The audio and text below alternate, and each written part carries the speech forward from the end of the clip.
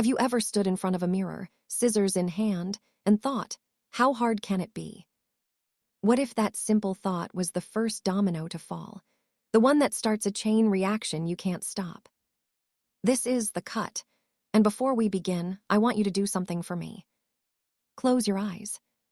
Just for a moment, let the world outside fade away. Don't just hear this story, feel it. Feel the weight of long hair, the chill of a salon's air, the buzz of a decision you can't take back. This is a story about a single, irreversible moment. A story about trust, control, and the parts of ourselves we hide, even from our own reflection. So get comfortable, press play, and whatever you do, don't open your eyes until it's over. You're about to find out exactly how hard it can be. The late afternoon sun felt warm on Lena's arms through the car window. She sat there in her parked car, the engine ticking softly as it cooled, and she just stared. Across the street was the hair salon, Aura. The building was aggressively modern, all vast, pristine glass windows and a sleek black sign. No frills, no warmth. Through the glass you could see it all. The gleam of silver chairs, the bright, white, almost surgical glow of the lights. The people inside moved with a polished, put-together confidence. A confidence she certainly didn't feel in that moment. She took a deep breath. Her fingers, almost of their own accord, found a long, dark brown strand of her hair and began to twist it.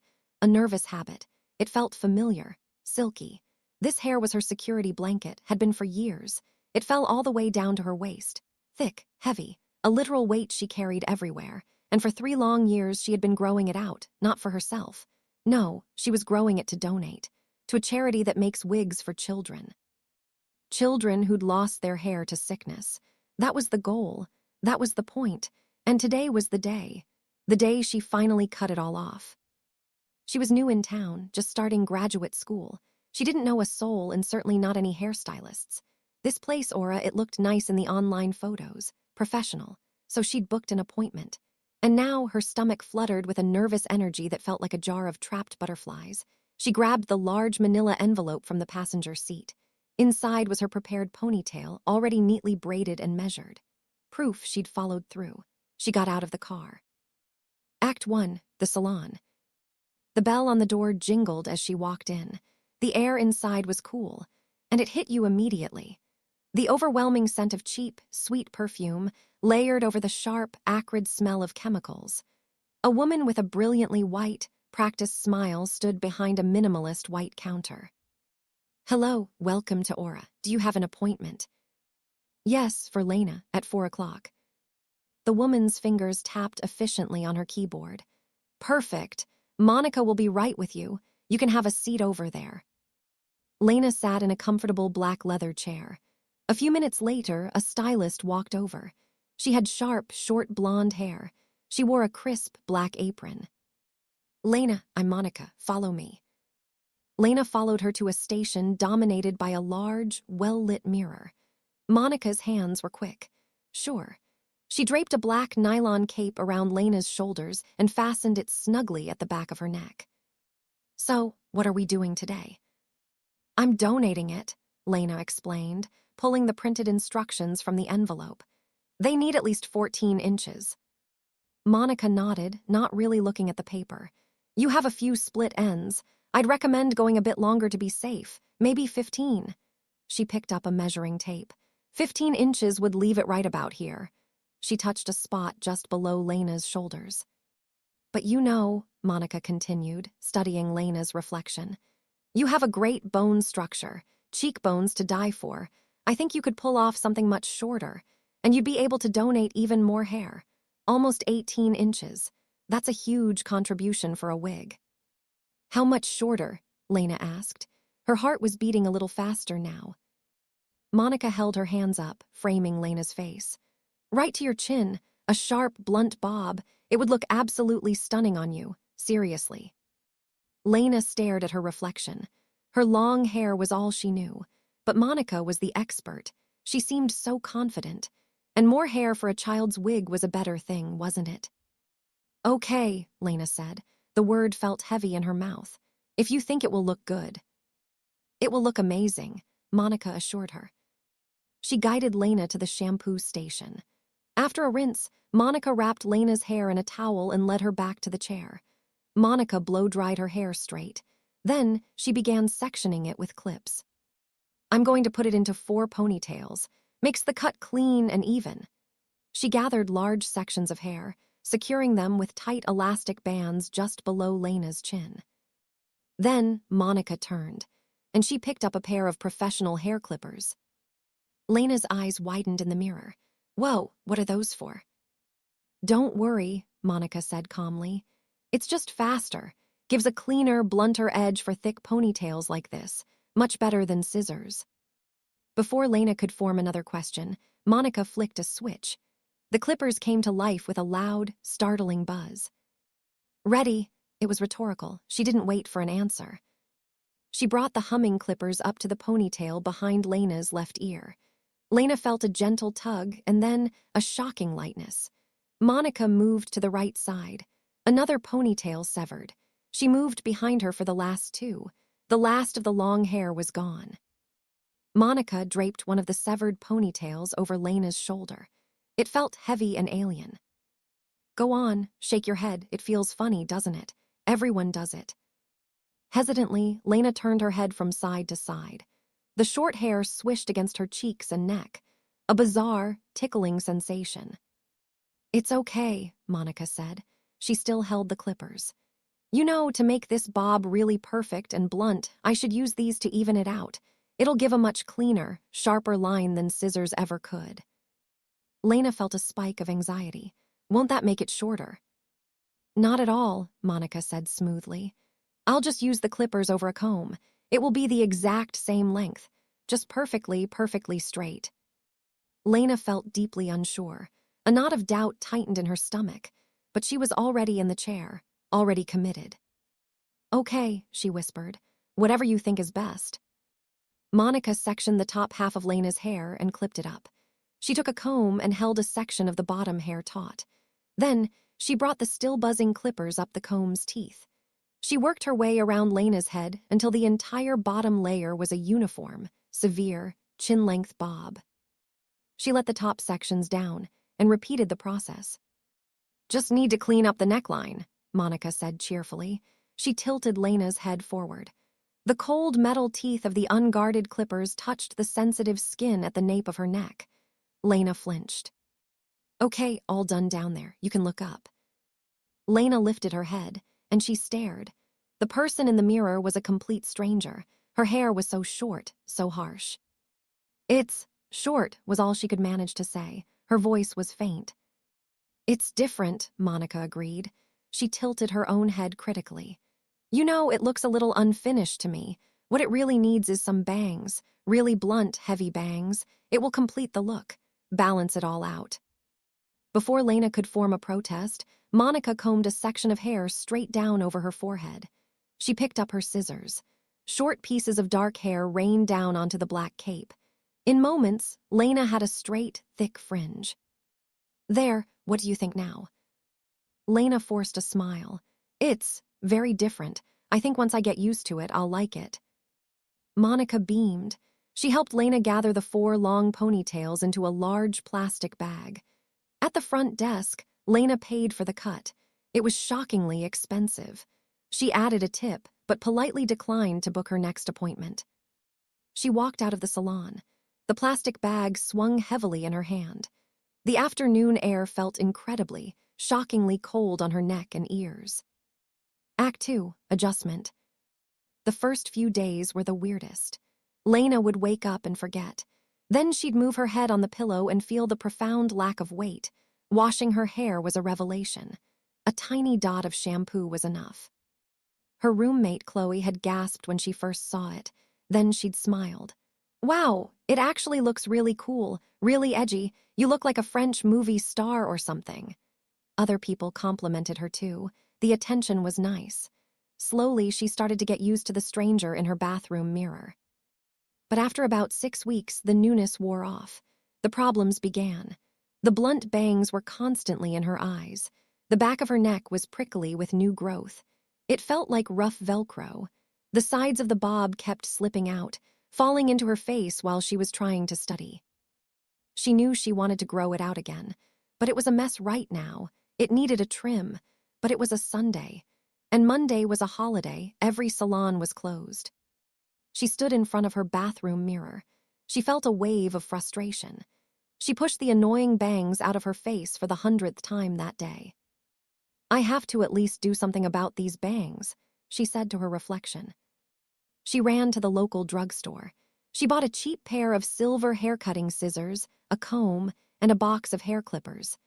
Back in the bathroom, she felt a surge of determination. How hard can this be? She muttered to herself. Act 3, the disaster. She pulled the rest of her hair back with a headband. Only the bangs hung down. She combed them straight forward. Remembering how Monica had held the scissors, she started making small, careful cuts. She stopped and she looked. Her heart started to beat a little faster. The bangs on the left side were definitely shorter than the ones on the right, a good half-inch shorter. Her heart sank. Okay, she told herself. Her voice sounded thin. Don't panic, just even them out, it's simple. She carefully trimmed the longer right side to match the shorter left. When she was done, she looked again. They were even now, but they were also very, very short. They ended a good inch above her eyebrows. She slowly took the headband off. The rest of her hair fell forward. The super short bangs looked ridiculous with the longer bob. Oh no, she whispered. The words caught in her dry throat. Oh, no, no, no. She stared in horror. She had to fix this. Maybe if she trimmed the rest of her hair just a little, the bangs wouldn't look so out of place. She ran to her bedroom and grabbed her tall, standing mirror. She dragged it back to the bathroom and positioned it behind her. She took a small section of hair near her face. She held it straight out and snipped the very ends. She moved to the next section and the next. She worked slowly, meticulously. Her neck was starting to ache. She was almost all the way around her head. Just one more section, on the left side, near her ear. She lifted the last section of hair, pulling it taut between her fingers. She positioned the cold blades of the scissors. She took a steadying breath, and she was just about to close them when the bathroom door swung open, hitting her sharply in the elbow. The scissors jerked violently upward with a harsh, tearing sound. Lena froze. Her blood seemed to turn to ice in her veins. She slowly, fearfully looked into the mirror. There, on the left side of her head, was a disaster. The scissors had cut a deep, diagonal gash into her hair. It started near her temple and sliced backward, exposing a stripe of pale scalp. The hair there was shorter than stubble, a ragged, ugly mess. Oh my God, Lena, I'm so sorry. It was Chloe. She stood in the doorway, her hand over her mouth, her eyes wide with horror. I didn't know you were cutting your hair. You were in here for so long, I was just getting worried. Lena couldn't speak. She stared at the horrible pale stripe. She tried to pull the hair above it down to cover the spot, but it was no use. What am I going to do? Lena whispered. Her voice was trembling uncontrollably. Tears welled in her eyes. Chloe rushed in. I'm so sorry. It was an accident. We have to fix this. We will. How? Lena cried. The tears were starting to fall. I can't go anywhere like this. Everything is closed until Tuesday. Chloe's eyes scanned the bathroom counter. They landed on the unopened box, the box of clippers. Well, she said slowly, her voice was hesitant. There's one option. Lena followed her gaze. Her stomach dropped. You think I have to shave my head? Not all of it, Chloe said quickly. Remember that style, where girls shave just one side? It was cool, we could try that, it would cover that. She pointed weakly to the bad spot. The only problem is your bangs are so short now. It might look a little uneven, but it's got to be better than what you've got now. Lena looked at her reflection, the terrible bangs, the awful gash. She felt a wave of utter hopelessness. She didn't have a choice. Can you help me? She asked Chloe. Her voice was small and broken. Chloe looked deeply nervous. I don't know how to cut hair, Lena. I've never done this. I think you kind of owe me, Lena said. Another tear escaped. Chloe took a deep, shaky breath. She nodded. Okay, let's do this. Act 4, the shave. Chloe opened the box. She took out the clippers. She read the instructions. Okay, it comes with these little plastic guards. They decide how long the hair will be. Let's start with the biggest one, the number 8. It should leave your hair about an inch long. She snapped the guard onto the clippers. Are you sure you want me to do this? She asked again. Her eyes were pleading. We don't have a choice, Lena said. She closed her eyes tightly. Just do it, please. Chloe took a deep breath, and she turned the clippers on. The sound was loud and angry. A high-pitched, grating whine. Both girls jumped. Okay, here goes nothing. She carefully placed the clippers at Lena's left temple, right where the bad cut started. She pushed them upward. Lena's thick hair gave way. A clump of dark hair fell onto the floor. Whoa, Chloe said. Her voice was a mix of awe and horror. It actually works. She made another pass, right next to the first. She kept going, mowing a path up the side of Lena's head. The floor was quickly becoming covered in dark, fluffy hair. But when she got about halfway up, she stopped. The clippers died with a sputter. The sudden silence was louder than the buzz had been. Oh no, Chloe whispered. Lena's eyes flew open. What's wrong? Chloe didn't answer. She just ran her thumb over a spot near Lena's temple. Her touch was hesitant. I can still feel it, she murmured, her voice tight. The ridge, it's not cutting it. The guard's too long. Lena's heart slammed against her ribs. How much shorter? The words felt thick in her throat. Chloe picked up a much smaller guard, the number 3. She held it up like it was a weapon. This one, it's 3/8 of an inch. Lena felt a wave of nausea, but she was already halfway there. There was no turning back now. She nodded, unable to speak. Chloe switched the guards. The clippers looked more menacing. I'm really, really sorry, she said. She turned the machine back on. This time, the sound was different, a lower, more aggressive buzz. Chloe placed the clippers back at Lena's temple and pushed them upward. This time, the hair that fell was much shorter, fine dark dust. Lena could feel the intense vibration of the blades right against her scalp. It was a strange, tickling, deeply scary sensation. Chloe moved more quickly now, her motions becoming more sure as she shaved the entire left side of Lena's head down to a short, velvety fuzz. When she was done, she turned the clippers off. She ran her hand over the shaved side. I think it's okay. I can still feel a little bit of a ridge, but it's mostly gone. I'm gonna finish the rest of this side, so it's all even. The clippers buzzed back to life. She finished shaving the hair from the left side of Lena's head, all the way down to the nape of her neck. I think we're done, Chloe said finally. Her voice was tired and strained. Should we unclip the other side and see what it looks like? Lena nodded numbly. She reached up with trembling fingers and undid the clip holding the right side of her hair. It fell down, a smooth, untouched chin-length bob. The left side of her head was now shaved down to a shadow, a dark, fuzzy moss. She looked in the mirror. It was an asymmetrical style, but Chloe was right. The super short, messed up bangs looked completely wrong with it, a stupid-looking, uneven fringe above her startled eyes. So, Chloe said, watching her struggle in the mirror, what do you think? Do you just live with this for a few days, or? She left the question hanging in the air. It looks terrible, Chloe, Lena said. Her voice was flat with utter despair. The bangs ruin it. What do I do? She was pleading now. You either hope and pray you can find a genius, miracle worker stylist on Tuesday who can somehow fix this, Chloe said softly. Her voice was full of pity and doubt. Or I buzz it all off, Lena finished for her. The words tasted like ash and finality. You said it, Chloe replied, holding up her hands in surrender. Not me. Lena stared at her reflection. The girl with one shaved side and one long side. With stupid, too short bangs, she looked ridiculous, a patchwork of errors. A hot wave of frustration and sadness washed over her. This wasn't a style. This was a mess. Without saying another word, afraid she would lose her nerve if she hesitated for even a second, she picked up the clippers from the counter. They were still warm from use. She didn't bother with a guard. She just turned them on. The sound was final, a point of no return. She brought them up to her forehead, right at her hairline. She took a deep, shuddering breath, closed her eyes, and pushed them back, right over the top of her head. A wide path of hair peeled away from her scalp. It fell into the white sink with a soft hiss. She could feel the vibration through her entire skull. a deep, unsettling hum in her bones. The feeling was terrifying, and yet somehow freeing all at once. "Okay," Chloe said. Her voice was full of awe and a touch of fear. "I see we're really going for it, all or nothing." Lena didn't answer. She was in a trance, watching the stranger in the mirror disappear strip by strip. She brought the clippers back to her forehead, made another pass, then another to the right.